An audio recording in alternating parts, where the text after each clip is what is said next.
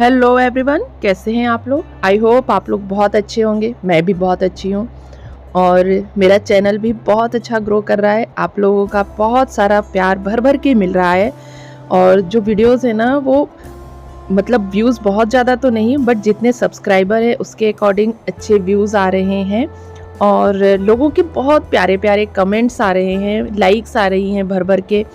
तो अब है ना, मुझे आज जब मैं ये वीडियो बना रही हूँ ना, मुझे इतनी खुशी हो रही है। लोग इतने अच्छे से मतलब उनके जो क्वेश्चन है वो भी पूछते हैं और जो उनकी कोई चीज़ को लेकर के क्वेरी है वो पूछते हैं, अप्रिशिएट करते हैं।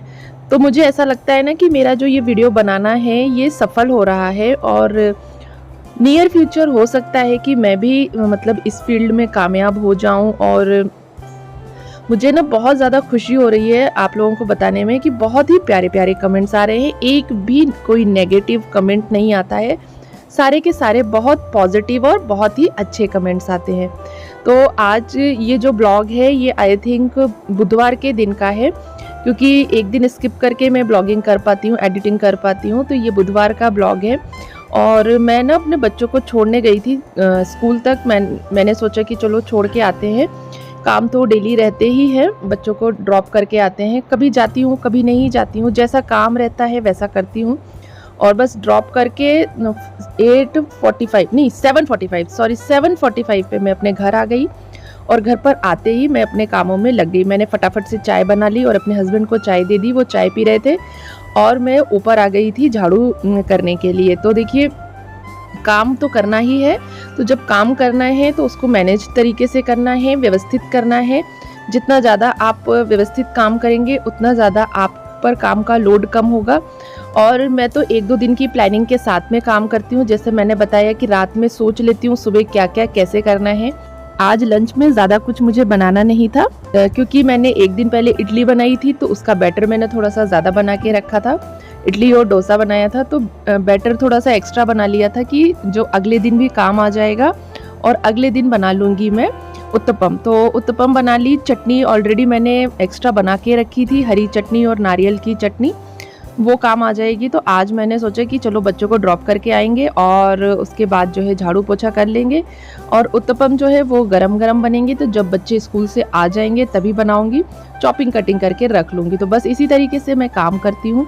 काम करने का जो तरीका है वो थोड़ा सा स्मार्ट होना चाहिए। आप जितना स्मार्ट वर्क करेंगे काम का लोड आपके ऊपर उतना कम पड़ेगा।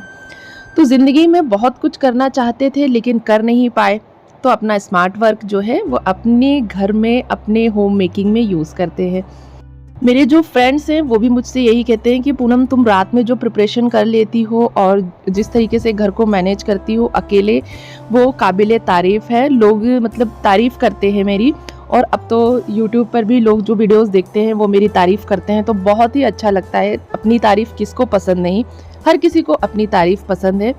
और जब मैं छोटी थी बचपन में मतलब अप्रॉक्सीमेटली मैं 10-12 ईयर के आसपास थी, मेरी मम्मी की तबीयत बहुत ज़्यादा ख़राब रहती थी। बहुत ज़्यादा उनको हेल्थ इश्यूज़ थे, उनको ट्यूमर था, बीपी लो था और थायराइड था और भी कई हार्मोनल डिसबैलेंस थे उनकी बॉडी में। बहुत सारी बीमारियां उनको बहुत कम उम्र में हो गई थी। तो बचपन से मैंने जो है काम को करना सीखा, किस तरीके से काम को करना है, स्मार्टली किस तरीके से करना है, काम के साथ अपनी पढ़ाई को किस तरीके से मैनेज करना है। जब मैं मतलब 10th में थी, मेरी मम्मी काफ़ी बीमार थी, तो मैं अपने किचन में रोटियां बनाते हुए अपनी बुक रख लेती थी और वो पढ़ती जाती थी और रोटियां सेकती जाती थी। तो स्मार्ट वर्क जो है वो मैंने आज से नहीं, बचपन से ही मैं इसी तरीके से काम करती आ रही हूँ।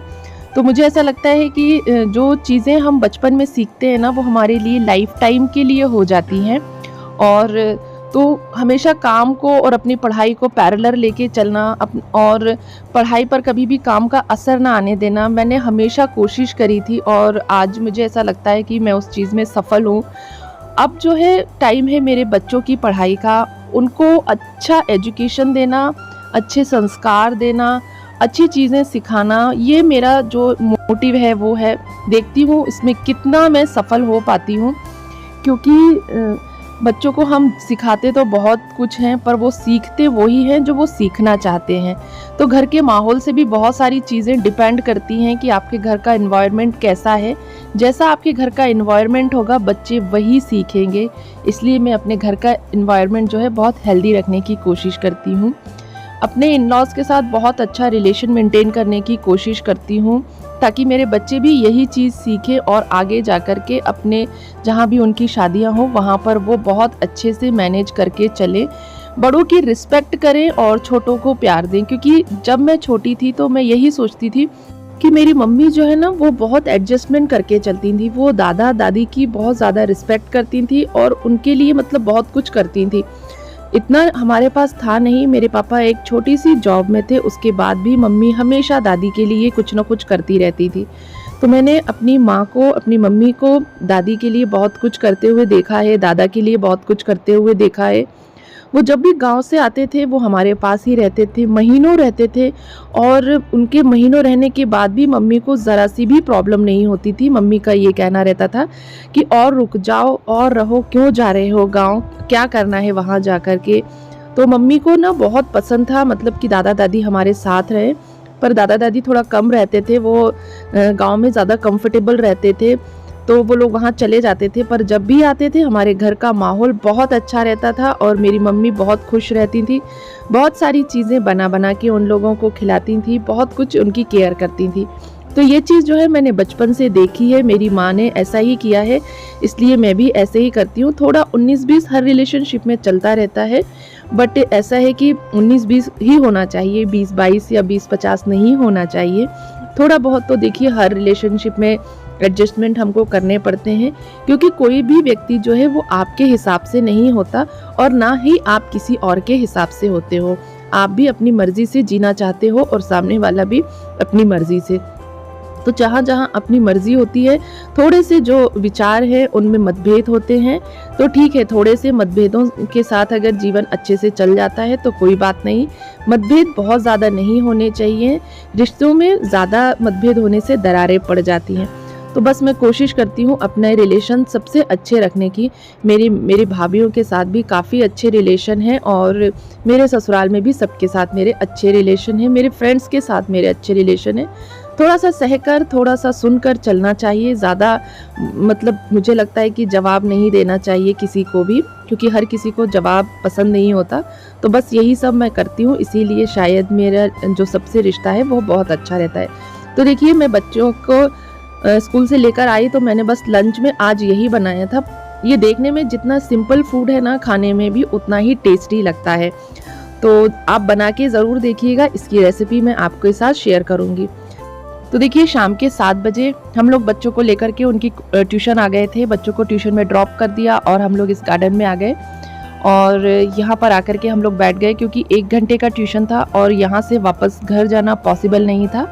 हमने जहाँ ट्यूशन स्टार्ट किया है बच्चों का, वो हमारे घर से 8 to 9 किलोमीटर्स के डिस्टेंस पर है। इतनी दूर वापस जाना ट्रैफिक में और फिर वापस आना, लेने के लिए, पिक करने के लिए बिल्कुल पॉसिबल नहीं है। आने और जाने में ही इतना टाइम लग जाता है। तो बस हम लोग इस गार्डन में बैठ गए और अब मैंने डिसाइड किया था कि कल से हम लोग जब भी मतलब नेक्स्ट जब भी क्लास होगी तो हम लोग जो है ट्रैक सूट वगैरह पहन कर आएंगे, लोअर टी शर्ट पहनेंगे, शूज़ पहन लेंगे और यहाँ पर प्रॉपर वॉक कर लेंगे, क्योंकि ये वॉक का टाइमिंग भी है। इसी टाइम पे मैं घर पर जब रहती थी तो वॉक करती थी और जब से यहाँ ट्यूशन लेके आ रही हूँ तो वॉक नहीं हो पा रही है। तो बस बच्चे यहाँ पर अपना स्टडीज़ करते रहेंगे, अपनी क्लास अटेंड करेंगे और हम दोनों हस्बैंड वाइफ यहाँ पर वॉक कर लेंगे। तो ये डिसीजन मैंने लिया, मेरे हस्बैंड ने भी बोला कि हाँ ठीक है, अपन वॉक कर लेंगे। अगर रेगुलर क्लासेस होती तो हम जिम वगैरह ज्वाइन कर लेते, पर अल्टरनेट डेज में हैं क्लासेस तो जिम वगैरह ज्वाइन करने का कोई मतलब नहीं है। तो हम वॉक कर लिया करेंगे इस टाइम पे। इस तरीके से थोड़ा टाइम मैनेज करेंगे, थोड़ा अपने लिए टाइम निकालेंगे, थोड़ा बच्चों के लिए टाइम निकालेंगे। और मुझे लगता है एज अ पेरेंट्स बच्चों के लिए टाइम निकालना बहुत ज़रूरी है। हो सकता है कई पेरेंट्स ना निकाल पाते हों, क्योंकि जब आप जॉब में होते हो, किसी के अंडर काम कर रहे होते हो, तो ऐसा कर पाना पॉसिबल नहीं है। बट आप 100% कोशिश ये करें कि बच्चों के लिए टाइम निकालें, कहीं ना कहीं एडजस्टमेंट करें। अपने लिए जो टाइम निकालते हैं ना, अगर आप अपने लिए थोड़ा टाइम निकालते हैं तो उस टाइम को अपने बच्चों को दीजिए। हो सकता है कि बच्चे कुछ कर पाएँ और लाइफ में सक्सेस पा सकें। हेलो फ्रेंड्स, तो रात के बज रहे हैं 11 और मैंने अपना पूरा काम कर लिया है। पूरा किचन देखिए क्लीन कर दिया है,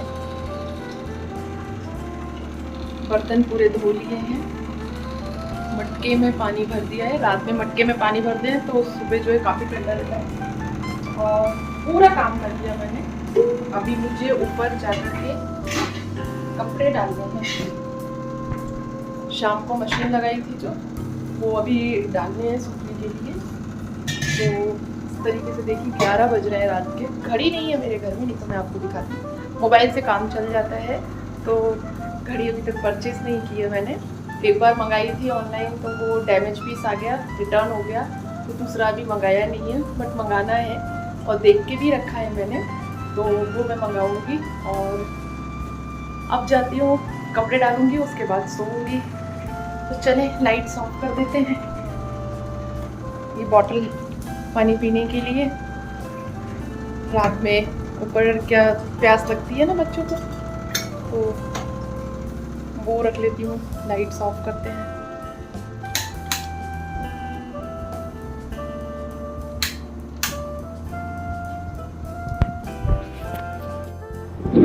तो ब्लॉग को यहीं एंड करते हैं। आई होप आपको आज का ये ब्लॉग पसंद आया होगा। ब्लॉग पसंद आया हो तो वीडियो को लाइक और कमेंट कीजिए। चैनल को सब्सक्राइब नहीं किया है तो सब्सक्राइब कर लीजिए। अब हम मिलते हैं नेक्स्ट ब्लॉग में। Bye bye.